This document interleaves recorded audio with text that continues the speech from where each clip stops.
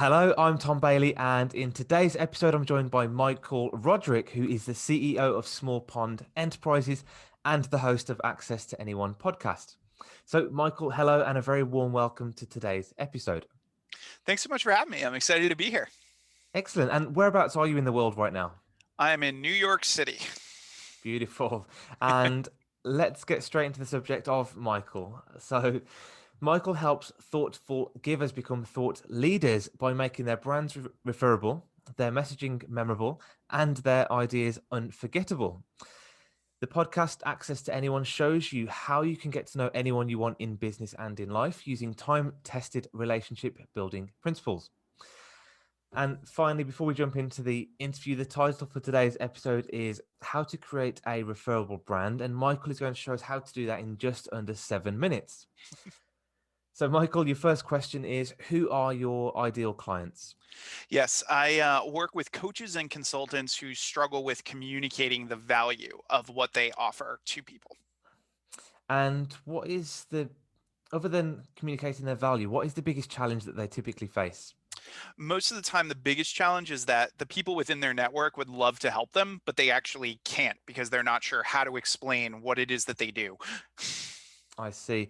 And and do you find that they tend to spend too long explaining what they do, using too many words? Yes, far, Yeah. far too many words. Yeah. So we almost need that short, snappy elevator pitch, don't we, in a very short sentence. Exactly. And by not having this, what impact does it have on their business?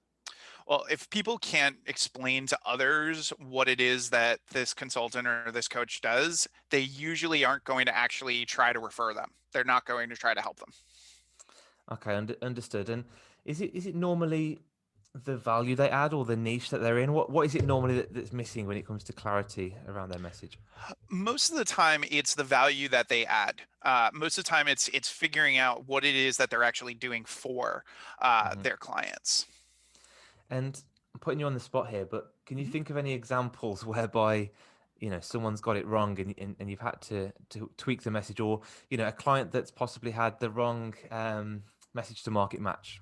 Sure. So I had a photographer that I was working with, and the way that the photographer was explaining the service was saying, I'm going to give you lots of photos, which is a Hmm. commodity kind of thing. Yes, But his real talent was helping these people show up for a photo shoot without feeling fake. So I said, got it. that's what you do for them. Got it. Yeah.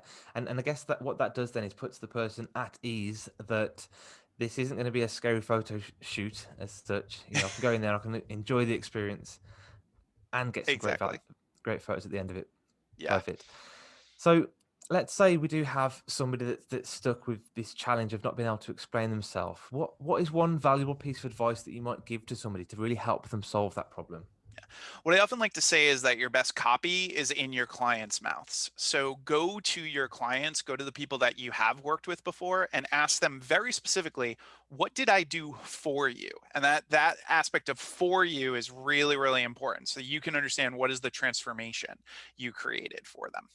Understood. And what's typically the best way to reach out to past clients? Is it a mass email? Is it a phone call? What would you normally recommend? I recommend reaching out individually. Hmm. Think about the medium that they like. Some people are more email people, some people are more text and phone people, but definitely do it individually because you'll get more responses. Yeah, it's much more personal, isn't it?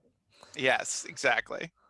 Okay, thank you. And what is also one valuable free resource that you might be able to share with people listening to this episode to really help them solve this problem?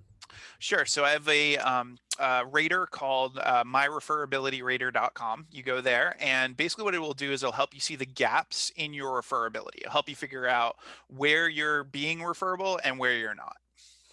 Okay, and we've talked about referability a little bit. How would you define referability? Sure. Referability is when people are able to talk about you and your ideas when you're not in the room, in a good way, of Yeah, course. understood. Thank you very much for that nice and succinct definition. And this question's slightly off topic, I guess, but it is. What would you say is your greatest failure that you've ever made, either in life or in business, and what did you learn from it? Sure. There was a period in my life where I was spending a lot of time connecting people and helping people and never actually letting them know what it was that I needed. And it reached a point where I was completely broke, Mm, where I hadn't let folks know, what I could use help with. So the lesson mhm. that I learned is that you really have to balance your giving with your asking. Yeah, understood. I really appreciate that advice, and I think it's going to be really valuable, very succinct again, but very valuable for lots of people listening to this episode. And finally, from me is the next question, which is, what is one question that I should have asked you that will also give some great value to this audience? Sure. So I would say the biggest aspect is this idea of storytelling. Most of Hmm. us think that we need to spend all of our time trying to tell the story really well.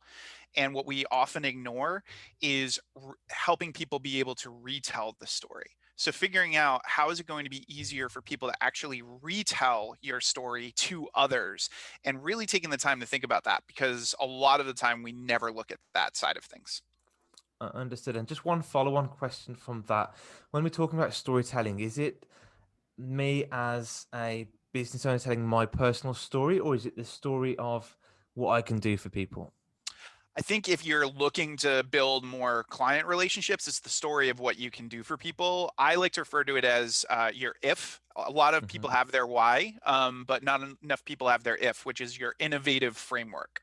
Your way of presenting your ideas and your concepts, that is yours. So when people share it, they say, well, where did you learn that? And then they go back and they talk to you about it.